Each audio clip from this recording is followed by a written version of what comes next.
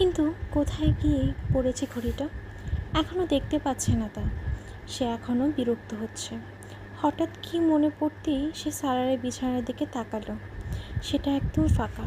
মুহূর্তেই তার মনে পড়ে গেল সে এখন কোথায়। নিমেষেই বিরক্তি ও অ্যালার্মের শব্দ দুটোই উধাও হয়ে গেল। এখন সাহারির সময়, আর সে এখন সালারের বাসায়। এটা তার জীবনের নতুন অধ্যায়, এবং সেই অধ্যায়ের প্রথম দিন। ইমামা পুনরায় তার বিছানায় বসে পড়ল। কম্বলে এক কোণা টানে কাঁধে চড়াতে লাগলো। তার কাঁপুনি এখন একটু কমতে শুরু করেছে। এবার সে মনোযোগ দিয়ে টেবিলের দিকে তাকালো। সালার রাতে ওখানে ঘড়ি রেখেছিল, কিন্তু এখন সেটা ওখানে নেই। টেবিলে একটি ছোট প্যাড আর কলম ছিল, পাশে একটি কার্ডলেস ফোন, তার পাশেই একটি পানির বোতল ও মোবাইল ছিল। তার আবার অ্যালার্ম ঘড়ির কথা মনে পড়ল। তার স্পষ্ট মনে আছে রাতে সে অ্যালার্ম সেট করেনি। এটা নিশ্চয়ই সালারের কাজ। হয়তো সে নিজের জন্যই অ্যালার্মটা সেট করেছিল। তারপর হঠাৎ তার মাথায় যেন এক বিস্ফোরণ হলো। রাতে সে যে পাশে শুয়েছিল, এটা তো সে পাশ নয়। নিশ্চয়ই রাতে ঘুমের ঘোরে সালারের পাশে চলে এসেছে। সালারও তাকে বাধা দেয়নি। কিছুক্ষণ সে চুপচাপ বসে রইল। অতঃপর অসম্ভব গা ছাড়া ভাব নিয়ে সেলফোনে সময় দেখল। দেখতে এক ঝটকায় কম্বল ছুঁড়ে উঠে বসল। স্যারের আর 10 মিনিট বাকি। তাকে জাগানোর জন্যই হয়তো সালার এই অ্যালার্ম লাগিয়ে গিয়েছে। হঠাৎ তার রাগ হলো। সালার নিজেও তো তাকে জাগাতে পারত। কাপড় পাল্টে লাউঞ্জে আসতে আসতে তার রাগ নেমে গেল। আজ অন্তত ইমামা খুশি মনে তার সামনে যেতে চায়। রেস্টরুমের ডাইনিং টেবিলে সাহারি রাখা হয়েছে। ইমামা দ্রুত কিচেনে গেল প্লেট আনতে, কিন্তু সিং দুজন মানুষের এটো প্লেট দেখে সে স্তম্ভিত হয়ে গেল। এই খাবার নিশ্চিত ফুরকানের বাসা থেকে এসেছে, আর সালার ফুরকানের সাথেই বসে খেয়ে নিয়েছে। সে শুধুই এটা ভেবে খুশি হয়েছে যে আজ সালারের বাসার প্রথম সাহারি সে হয়তো তার সাথেই খাবে, কিন্তু সে আগেই খেয়ে নিয়েছে। বিষণ্ণ মনে ইমামা একটি প্লেট নিয়ে ডাইনিং টেবিলে চলে এলো, কিন্তু কয়েক লোকমান বেশি খেতে পারল না। সালারের অন্তত আজকের দিনটা তার জন্য অপেক্ষা করা উচিত ছিল। একসাথে বসে খাবার খাওয়া উচিত ছিল। এমন ব্যবহার ইমামা সত্যি কষ্ট পেয়েছে। তাই কয়েক লোকমা খেয়ে বিষণ্ণ মনে সব এঁটো বাসন ওঠাতে থাকলো। বাসন ধুতে ধুতে আজানের সময় হয়ে গেল। আজান শুনতে শুনতে তার মনে পড়ল সালারকে তো বাসার কোথায় দেখলো না। তার মন খারাপ আরও বেড়ে গেল। বাসনগুলো সিঙ্কে ফেলেই সে বাইরে চলে এলো। সব রুম খুঁজে খুঁজে দেখল, কোথাও সালারকে পেল না। হঠাৎ কিছু একটা মনে পড়তেই বাইরের দরজার কাছে গেল। দরজায় তালা দেওয়া, কিন্তু ডোর চেন সরানো। সে নিশ্চয়ই বাসায় নেই। ইমামা ভাবল, কিন্তু কোথায় গেছে? এই নিয়ে ইমামার মাথা ঘামালো না। ইমামার মন খারাপই আরও বেড়ে গেছে। আজ বিয়ের পর দিন, আর আজকের দিনেই সালার তাকে একা বাসায় ফেলে কোথায় চলে গেল, বলেও গেল না। গত রাতে সালারের কথা বলার সব কথা এখন তার কাছে মিথ্যে ঘাটতি মনে হচ্ছে। ভাবতে ভাবতে পুনরায় কিচেনে ফিরে এলো সে। বিষণ্ণ মনে সিঙ্কের বাসনগুলোর দিকে এক ধ্যানে তাকিয়ে রইল অনেকক্ষণ। সে সালারের প্রিয়তমা থেকে এখন স্ত্রী হয়েছে, কিন্তু তা তো আর 2-1 দিনের হয়নি। আদর আবদার রক্ষা না করুক, খোঁজখবর তো রাখতে পারে অন্তত। কথাটা ভাবতেই তার মনকষ্ট আরও বেড়ে গেল। কয়েক ঘন্টার মধ্যে কিভাবে একজন মানুষ এমন পাল্টে যায়? অথচ রাতে তো সে কত কত কথা বলল। তার বিষণ্ণতা বেড়েই চলল। সে নিশ্চয়ই ওসব মিথ্যা বলেছে, আর নয়তো একটু হলেও তো খেয়াল রাখতো আমার। তার বিষণ্ণ এখন যন্ত্রণায় রূপ নিয়েছে। ইমামা নামাজ পড়ে বসে আছে, অথচ সালার এখনও কোনো হদিস নেই। তার একটু দুশ্চিন্তা হতে লাগলো। নামাজ পড়তে গেলে তো এতক্ষণ ফিরে আসার কথা। ভাবতে ভাবতে ইমামা মাথা ঝাঁকিয়ে এই দুশ্চিন্তা মাথা থেকে ঝেড়ে ফেলে চুপচাপ শুয়ে পড়ল। সালা অনেকক্ষণ পর বাসায় ফিরে দেখলো ইমামা গভীর ঘুমে নিমগ্ন। বেডরুমের লাইট অফ, হিটার অন। সে আর ফুরকান সবসময় ফজরের অনেক আগেই মসজিদে চলে যায়। ওখানে গিয়ে বসে বসে তেলাওয়াত করে। তারপর ফজর পরে ওই ভবনেই জিমে চলে যায়। সেখানে ঘন্টাখানেক আউটিং করে বাসায় ফিরে। কিন্তু আজ আমনার ইমামা হয়ে যাওয়ার গল্প বলতে বলতে ফিরতে দেরি হলো। সাহারিতে ফুরকান তাদের জন্য খাবার নিয়ে এসেছিল। খাবার দিতে এসে ফুরকান হতভম্ব হয়ে গেল। গত রাতে সালারের ওসব কথা সে তার মানসিক চাপের ফলে আবোল তাবোল কিছু মনে করেছিল, কিন্তু না, সালার তো এখন মানসিকভাবে ঠিক আছে, রীতিমতো খেয়ে চলেছে। তার এমন স্বাভাবিক আচরণ দেখে ফুরকানের অস্বাভাবিক ঈর্ষা হলো। ঈর্ষা করা ছাড়া আর কী বা করার ছিল তার? ফুরকানকে চুপচাপ তার দিকে এভাবে তাকিয়ে থাকতে দেখে সালার জিজ্ঞেস করলো, কি হয়েছে? ফুরকান প্রত্যুত্তরে বলল, আজ একটা নজর টিকা লাগিয়ে নিও। আচ্ছা, সালার হেসে বলল, আমি দুষ্টুমি করছি না। ফুরকান গ্লাসে পানি ঢালতে ঢালতে বলল, সালারের গল্পটি বোঝার চেয়ে হজম করতেই বেশি কষ্ট হচ্ছে তার। এত বছর পর আবারও সে ইমামাকে ফিরে পেয়েছে। বিষয়টা সত্যি এত সহজে হজম করার মতো নয়। যে কেউ এটা সহজেই মেনে নিতে পারবে না, একমাত্র সালার ব্যতীত। যে সালার এমন অতি নিশ্চিন্তে কাঁটা চামচের ডগায় করে অমলেটের শেষ টুকরোটা মুখেই পুড়ে দিচ্ছে। যদি সাতকা টাটকা করতে পারো তাহলে আরও ভালো। ফুরকান তার প্রতিক্রিয়ার দিকে না তাকিয়ে পুনরায় বলল, কিন্তু সালার এখনও চুপ। ফুরকানের হঠাৎ আমনার কথা মনে পড়তেই বলল, আচ্ছা আমনা সাহরি করবে না? সে এখনও ঘুমাচ্ছে। আমি অ্যালার্ম সেট করে দিয়ে এসেছি। তাছাড়া সাহরি এখনও অনেক সময় বাকি। সালার একটু উদাসীনভাবেই বলল। ফুরকান তার এমন উদাসীন জবাবে হতভম্ব হয়ে চোখ বড় বড় করে তার দিকে তাকিয়ে রইল। সালার এবার একটু রেগে গেল। এবার থামো ফুরকান, এভাবে চোখ বড় বড় করে দেখা বন্ধ করো। তুমি খুব নেককার মানুষ সালার, আল্লাহ তাআলা তোমার প্রতি অনেক সন্তুষ্ট। অমলেটের আরেকটা টুকরা খেতে খেতে সালার থমকে গেল। তার ক্ষুধা যেন হুট করে উবে গেল। আর একটি কথাও বলল না, চুপচাপ প্লেট নিয়ে কিচেনে চলে গেল। ফুরকান একটু আগেই তার চেহারায় আনন্দ, শিহরণ, প্রাপ্তি ও প্রশান্তির যে ঝলক দেখেছিল তা যেন মুহূর্তেই ধোয়া হয়ে অদৃশ্য হয়ে গেল। বিষয়টি ফুরকানের কাছে অদ্ভুত লাগলো। তাই সে মসজিদে যেতে যেতে সালারকে প্রশ্ন করল, হুট করে এমন চুপ হয়ে গেলে যে? আমার কোনো কথায় কষ্ট পেয়েছ? সালার চুপ রইল, কোনো উত্তর করল না। অবশেষে জগার্স খুলে মসজিদে ঢুকতে ঢুকতে বলল, আমাকে তুমি যা ইচ্ছে বলো, সমস্যা নেই, কিন্তু নেককার মানুষ বলো না। জবাবে ফুরকান কিছুই বলতে পারল না। সালার ততক্ষণে মসজিদে ঢুকে পড়েছে। 11টার দিকে কলের শব্দে ইমামার ঘুম ভেঙে গেল। ডাক্তার সিফতে আলী কল করেছেন। ওনার গলা শুনতে তার মন ভারী হয়ে এলো। আমি কি আপনার ঘুমে ডিস্টার্ব করলাম? তিনি ক্ষমা প্রার্থনার ভঙ্গিতে বললেন, না, আমি উঠে পড়েছিলাম আগেই।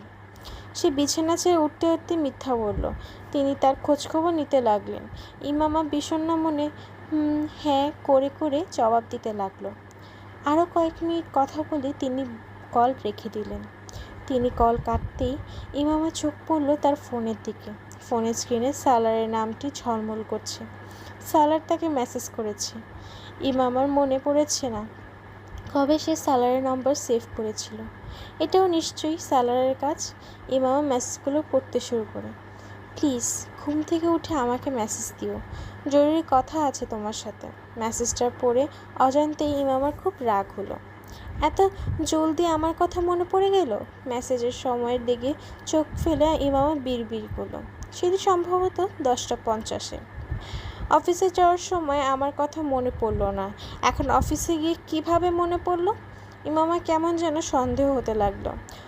হয়তো তার ঠিকই হচ্ছে। গত রাতে সে প্রধান মেহমান ছিল, আর আজ ভোরে তার সাথে অপরিচিত মানুষের মতো ব্যবহার করছে। ইমামার মনে সালারের ব্যাপারে আপাতত এমন ভাবনায় ঘুরপাক খাচ্ছে। সালারের প্রতি অভিমান করে তার ব্যাপারে এমন এমন কথা ভাবছে যা সালারের জল্পনা কল্পনাতেও নেই। ইমামা কেন অদ্ভুতভাবে ভেঙে পড়ছে। বিছানা গুছিয়ে সে বেডরুম থেকে বেরিয়ে এলো। বাসায় নীরবতায় তার বিষণ্ণতা আরও বেড়ে গেল। জানালা গলে সূর্যের আলো রুমে এসে পড়ছে। রান্নাঘরে থালা বাসন এখনও ওভাবেই পড়ে আছে। বিষণ্ণ মনেই সে গোসল করতে লাগলো। বাথরুমে যাওয়ার আগে ফোন চেক করলো, সেখানে কোনো মেসেজ কিংবা মিস কল নেই। কিছুক্ষণ ফোন হাতে রেখে বসে রইল সে। তারপর সমস্ত রাগ অভিমান একপাশে রেখে তাকে মেসেজ করলো। ইমামা ভেবেছে সালার মেসেজ পেয়ে সাথে সাথেই কল করবে, কিন্তু তার এই ভাবনা মিথ্যা প্রমাণিত হলো। 5 মিনিট, 10 মিনিট, 15 মিনিট কোনো রিপ্লাই নেই। ইমামা তার অমিত্যকে আবারও ধুলোয় মিশিয়ে পুনরায় তাকে মেসেজ দিল। মাঝে মাঝে মেসেজ তো যায় না, যেতে দেরি হয়, নেটওয়ার্কের সমস্যা করে। ইমামা নিজেকে এইসব মিথ্যা সান্ত্বনা দিয়ে সায়েদা আম্মাকে কল করলো। আরে বেটা, আমি তো সেই কখন থেকে তোমার ফোনে অপেক্ষায় বসে আছি। এখন সায়েদা আমার কথা মনে পড়লো। সায়েদা আম্মা ইমামার গলা শুনতেই অভিযোগ করলেন। জবাবে ইমামা সে অজুহাত শোনাতে লাগলো। সায়েদা আম্মা সেসব মনোযোগ না দিয়েই পরবর্তী প্রশ্ন করলো, সালারকে নিয়ে সন্তুষ্ট আছো তো? তিনি মনে হয় ভুল সময়ে ভুল মানুষকে ভুল প্রশ্ন করে ফেলেছেন। সালার নাম শুনতেই তার ধৈর্যের বাঁধ ভেঙে গেল। হু হু করে কেঁদে উঠল সে। তার কান্না শুনে সায়েদা আম্মা খুব ঘাবড়ে গেলেন। কি হয়েছে বেটা, আর এভাবে কাঁদছো কেন? আমরা তো খুব অস্থির লাগছে তোমার এই কান্না দেখে। কি হয়েছে আম্মা? চিন্তায় সায়েদা আম্মা শীতল ঘাম বেরোতে লাগলো। সালার কি কিছু করেছে তোমাকে, বা কিছু বলেছে? তাকে বিয়ে করাই ঠিক হয়নি আমার। ইমামা ওনার প্রশ্নের উত্তর না দিয়ে সরাসরি বলল। সায়েদা আম্মা অস্থিরতা আরও বেড়ে গেল। আমি আপনাকে আগেই বলেছিলাম ওকে বিয়ে করব না। বলতে বলতে ইমামা কাঁদতে লাগলো। সালার কি তার আগের বউয়ের কথা বলে তোমাকে? সালারকে নিয়ে সায়েদা আমার মনে যে একমাত্র আশঙ্কা ছিল, প্রথম তিনি সেটাই উল্লেখ করলেন। আগের বউ? কাঁদতে কাঁদতে ইমামা অবাক হয়ে ভাবল। কিন্তু সালারের প্রতি তার এতটা রাগ জমে আছে যে সে কোনো কিছুই না ভেবেই বলল, জি। সায়েদা আম্মা যেন ধাক্কা খেল। এই আশঙ্কা তো ওনার মনে ছিল, কিন্তু উনি অন্তত এটা ভাবেননি যে বিয়ের প্রথম দিনই সালার তার আগের বইয়ের আলোচনা ইমামার সাথে করবে।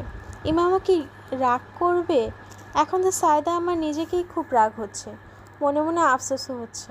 ভাবছে আসলেই তো কি দরকার ছিল রাস্তা থেকে ধরে এনে 2 পয়সা একটা ছেলের হাতে আমরা এভাবে তুলে দেওয়া। তুমি চিন্তা করো না, এ ব্যাপারে আমি নিজেই সিফতে আলী ভাইয়ের সঙ্গে কথা বলবো। সায়েদা আম্মা খুব রেগে গেছেন। সেহরি থেকে নিয়ে এই পর্যন্ত ইমামার মন ভারী হয়েছিল। এখন সায়েদা আম্মার সাথে কথা বলে অনেক হালকা লাগছে তার। ইমামা এতক্ষণ ধরে যেমন পক্ষপাতমূলক একজন মানুষ চাচ্ছিল, তেমন মানুষ পেয়ে গেছে সে। সায়েদা আম্মা তার পক্ষ নিয়েই কথা বলবে। ওনার সাথে কথা বলে এখন তার টলটল চোখের পানি ছড়াও বন্ধ হয়ে গেছে। বাসা থেকে 10 মাইল দূরে সালারের অফিস। এই মুহূর্তে অফিসের বোর্ডরুমে বসে সে ইভ্যালুয়েশন টিমকে প্রেজেন্টেশন দিচ্ছে। প্রেজেন্টেশনের শেষে প্রশ্নোত্তরের পর্বে সে এখন একজনের প্রশ্নের উত্তরে বিশ্বাসযোগ্যতা ও আস্থা বিষয়কে আলোচনা করছে। এদিকে তার কল্পনাতেও নেই যে বাসায় বসে তার একদিনের বউ এবং 9 বছরের প্রিয়তমা তার বিশ্বাসের মানসম্মান ভেঙে তুলে মিছিয়ে দিচ্ছে। অথচ বিশ্বাসযোগ্যতা ও আস্থার আলোচনা ইভ্যালুয়েশন টিমের চেয়ে ইমামাকে শোনানো বেশি দরকার। ঘুমও হয়েছে, কান্নাও হয়েছে, এখন আর কি বাকি? রিসিভার রেখে টিস্যু পেপার চোখ মুছতে মুছতে ইমামা ভাবল। তার হঠাৎ রান্নাঘরের থালা বাসনের কথা মনে পড়ল। গাছাড়াভাবে সে রান্নাঘরে গিয়ে সেসব ধুতে লাগলো। অতঃপর সন্ধ্যায় পড়ার জন্য সে কাপড় বের করতে বেডরুমে এলো, আর তখনই ফোন বেজে উঠল। ফোন হাতে নিতেই কল কেটে গেল। সালার ফোন করেছে। এটা ছিল তার চতুর্থ কল। ইমামা ফোন হাতে নিয়ে তার পরবর্তী কলের অপেক্ষা করতে লাগলো, কিন্তু কোনো কল এলো না। তার বদলে মেসেজ এলো।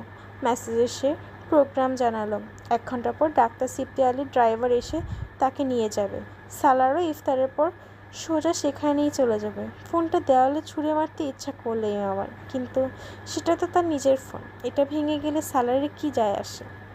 সালার গত রাতে ভালোবাসার দস্তান খুলে বসেছিল, আর সেজন্য ইমামা আজ আশার পাহাড় জমিয়ে বসে আছে। অথচ গত রাতে প্রতিটি কথায় অজান্তে ইমামা তার মনে এক একটি গিট বেঁধে ফেলেছে। এখন সে গিট ভরা সেই আঁচলটি তাকে প্রচণ্ড অস্বস্তি দিচ্ছে। ইমামা মাত্র ডাক্তার সিফতে আলীর বাসায় এসে পৌঁছালো। ডাক্তার সাহেব বাসায় নেই। ওনার স্ত্রী কুলসুমান তিনি নিজের মেয়ের মতো তাকে উষ্ণ অভ্যর্থনা জানালেন। সেও বিষণ্ণতা চেপে নিজেকে যতটুকু হাসি খুশি দেখানো সম্ভব দেখালো। আন্টির নিষেধাজ্ঞা সত্ত্বেও সে আন্টির সাথে মিলে ইফতার শরবত বানাতে লাগলো। ডাক্তার সিফতে আলী ইফতারের একটু আগে এসেছেন। তিনি ইমামার গুরুগম্ভীর ভাব খেয়াল করলেন, কিন্তু তার এই মন খারাপের কারণ সালার হতে পারে এটা তিনি ভাবছেন না। ভাবিনি বা কী করে? সালারের মতো এমন নেক ইনসানকে নিয়ে এমন ভাবনা কল্পনাতেও আসে না। সালার ইফতারের আধা ঘন্টার পর এলো। ইমামার সাথে চোখাচোখি হতেই সে বুঝে ফেলল কিছু একটা হয়েছে। সে হালপুর্ষি কাড়াতে ইমামার কোনো উত্তর করল না। এমনকি ডাক্তার সিফতে আলেও তার স্ত্রীর মতো আন্তরিকতা নিয়ে অভ্যন্তরণও জানালো না। কেবল জোর করে ভদ্রতামূলক হাসি হেসে রান্নাঘরে চলে গেল। সালারের মনে হলো সে হয়তো ভুল ভাবছে, কারণ ইমামা কেন তার ওপর রাগ করবে। সালার ডাক্তার সিফতে আলীর সাথে বসে গল্প করছে, কিন্তু মনে মনে বিগত 24 ঘন্টার একটা ছবি চোখের সামনে এনে খোঁজাখুঁজি করছে। সে কোথায় কোনো ভুল করেছে, যে ভুলের কারণে ইমামার মন খারাপ হতে পারে? কিন্তু এমন কিছুই তার মনে পড়ল না। তাদের মাঝে কথা শেষ হয়েছিল রাতে। ইমামা তার বাহুতে মাথা রেখে গল্প করতে করতে নিশ্চিন্তে ঘুমিয়েছিল। মন খারাপ থাকলে তখন অস্থির থাকতো, এভাবে নিশ্চিন্তে ঘুমাতে পারত না। আমি অন্তত এমন কিছুই করিনি যাতে তার মন খারাপ হতে পারে। হয়তো এখানে আসার পরই কিছু হয়েছে। সালার নিজেকে ওই অভিযোগ থেকে মুক্তি দিতে দিতে ভাবল, কিন্তু এখানে এসে এমন কী হতে পারে? আমি হয়তো একটু বেশি আবেগী হয়ে ভাবছি। এটা আমার ভুল ধারণাও হতে পারে। সে নিজেকে এখন সান্ত্বনা দিচ্ছে, কিন্তু তার ষষ্ঠ ইন্দ্রিয় তাকে কোনো সমস্যা ইঙ্গিত দিয়ে চলেছে। যদি আজ 9 বছর পর ইমামার সাথে তার দেখা হয়েছে, কিন্তু 9 বছর আগেকার ইমামাকে সে খুব ভালো করেই চেনে। মন খারাপ হলে ইমামার চেহারা কেমন হয় সেটাও তার মুখস্থ। সবাই খেতে বসেছে। খাবার টেবিলে বসে বেশিরভাগ কথা ডাক্তার সাহেব আর সালারি বলল। ইমামা খাওয়ার ফাঁকে ফাঁকে আন্টির সাথে খাবার পরিবেশনে ব্যস্ত রইল। এখনও সে চুপ করেই আছে। খাবার শেষে সালার ডাক্তার সাহেবের সাথে তারাবি পড়তে গেল। হাফেজ হওয়ার পর এই প্রথম তেলাওয়াত করতে গিয়ে সে আটকালো। একবার নয়, দুবার। সে নিজেকে নিয়ন্ত্রণে আনার চেষ্টা করলো, তবুও বারবার তার মনোযোগ ছুটে যেতে লাগলো। অবশেষে তারাবি শেষে তার বাসায় ফিরে এলো। ডাক্তার সাহেব থেকে বিদায় নিয়ে বাসা না গিয়ে ইমামাকে নিয়ে সায়েদা আমার বাড়িতে যাওয়ার জন্য বের হলো। তখন রাত 10:30। রওনা দিয়ে গাড়িতে উঠেও ইমামা একদম চুপ হয়ে আছে। কিন্তু তার এমন নীরবতা সালার আর বেশিক্ষণ চুপ করে থাকতে পারল না। অবশেষে তাকে জিজ্ঞেস করেই ফেলল, তুমি কি আমার উপর রেগে আছো? ইমামা গাড়িতে জানালা গলে কিছুক্ষণ বাইরে তাকিয়ে রইল, তারপরে বলল, আমি কেন রাগ করব তোমার উপরে? এটি বলে সে আগের মতোই জানালা গলে তাকিয়ে রইল।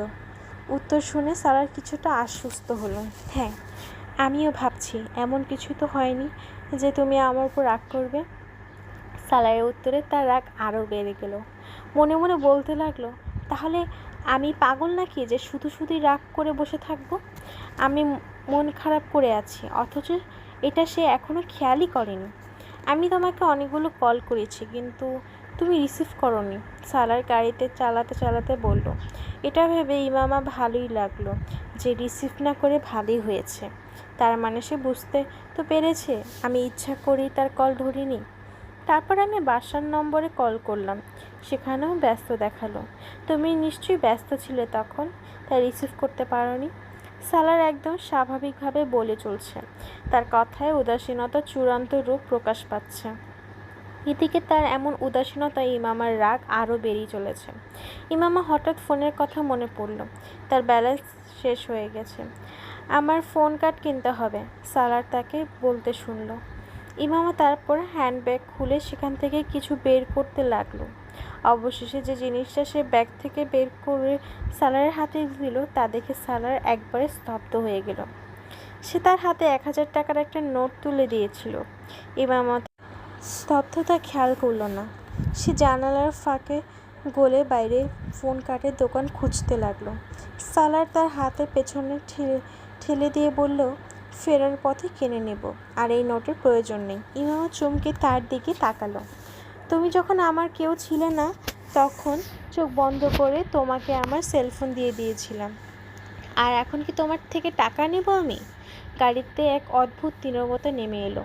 দুজনের একসাথে কিছু একটা মনে পড়ল।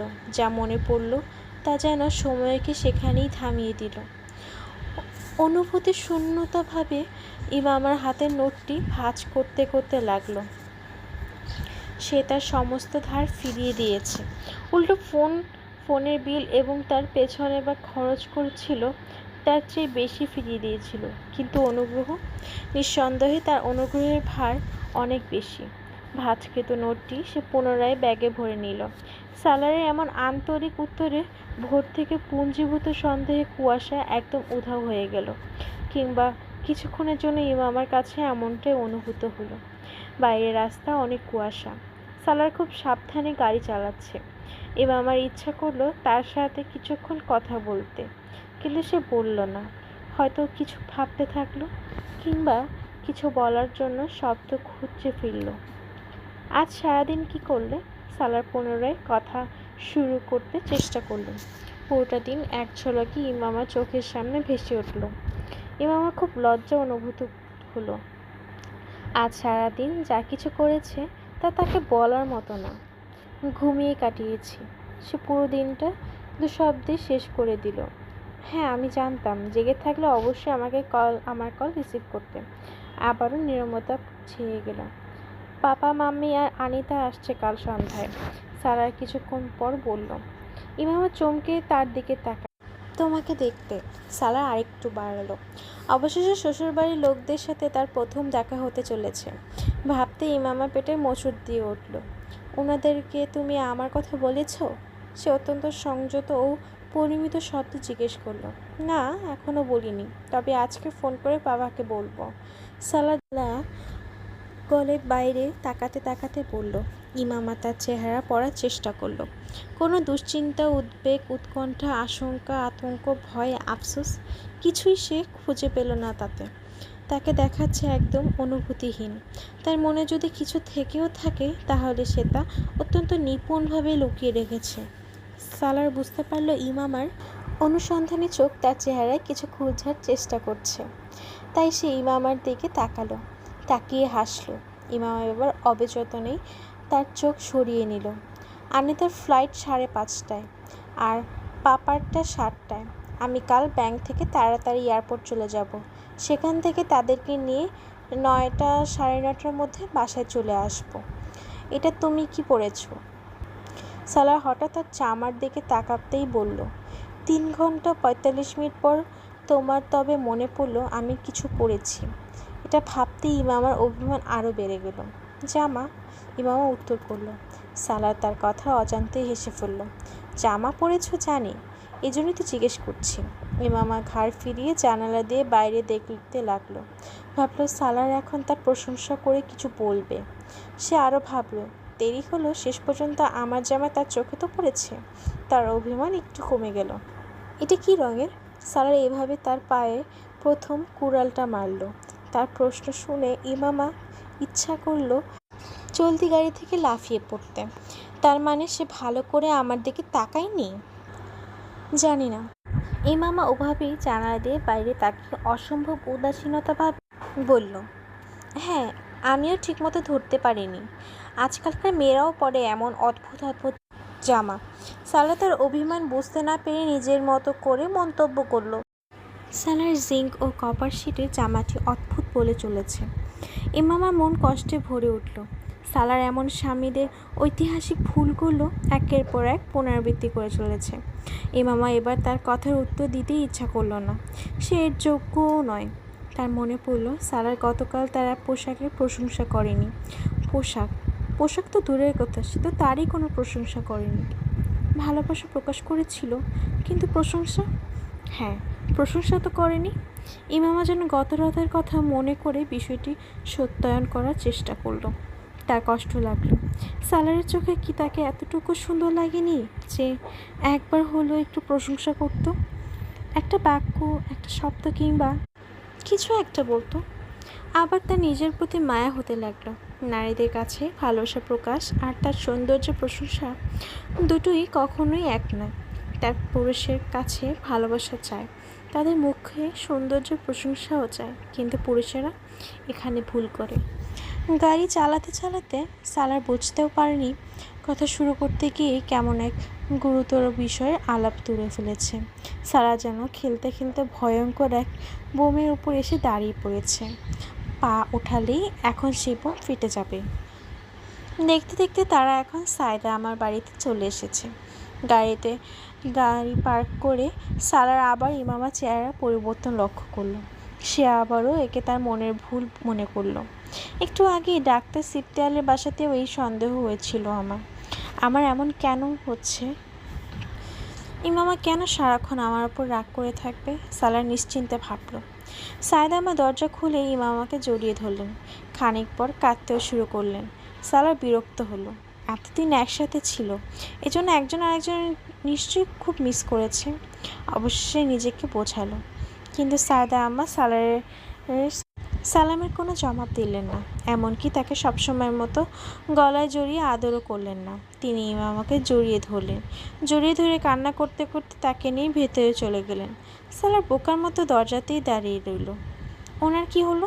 এই প্রথম তার খটকা লাগলো। এবার একে নিছক সন্দেহ বলে ছেড়ে ফেলতে পারল না। সে কিছু তো একটা হয়েছে, কিন্তু কি? সারার কিছুক্ষণ ওখানে দাঁড়িয়ে রইল। তারপর গেট বন্ধ করে সে ভেতরে চলে গেল। ভেতরে সায়দা আম্মা আর ইমামা কি নিয়ে যেন কথা বলছিল। তাকে দেখে দুজনে চুপ হয়ে গেল। সালার ইমামাকে চোখ মুছতে দেখল। সালারের আবার দুশ্চিন্তা হতে লাগলো। আমি চা নিয়ে আসছি। বাদাম আর গাজরের হালুয়া বানিয়েছি আজ। বলতে বলতে সায়দা আম্মা দাঁড়িয়ে পড়লেন। সালার আনমনি ওনাকে থামালো। বলল, সায়দা আম্মা, আমাদের জন্য কিছু আনতে হবে না, আমরা খাবার খেয়ে আসছি, চাও পান করে এসেছি। এবার আপনার সাথে দেখা করতে এসেছি। সারা বলতে বলতে থেমে গেল। সে বুঝতে পারল এই প্রস্তাব মূলত তাকে করারই হয়নি। সায়দা আম্মা পুরোপুরি ইমামার দিকে ফিরে আসছেন। সায়দা আম্মার প্রস্তাব কিছু খেতে ইমামার মধ্যে কোনো আপত্তিও দেখা যাচ্ছে না। আমি খাবো, আর আপনার সাথে আমিও আসছি। আপনি একা কিভাবে আনবেন? বলতে বলে ইমামা সায়দা আম্মার সঙ্গে রান্নাঘরে চলে গেল। সালার আবার বোকার মতো ওখানেই বসে রইল। 15 মিনিট ধরে সে ওখানে বসে ব্যাপারটা নিয়ে ভাবছে। রুমের এদিক ওদিক তাকিয়ে দেখছে। অবশেষে সায়দা আম্মা ও ইমামার আগমন হলো। ইমামার চোখ এখন আগের চেয়ে বেশি লাল হয়ে আছে, ফুলেও আছে। নাকের অবস্থাও এমন লাল হয়ে আছে। সেটাও নিশ্চয়ই সে রান্নাঘরে বসে বসে কান্না করেছে। কিন্তু কেন? সালারের কিছু এখন সব কিছুই গুলিয়ে যাচ্ছে। এই কান্না তো সায়দা আম্মাকে মিস করার কান্না মনে হচ্ছে না। সায়দা আম্মার চোখে এখন আগের চেয়েও বেশি শীতলতা ফুটে উঠে আছে।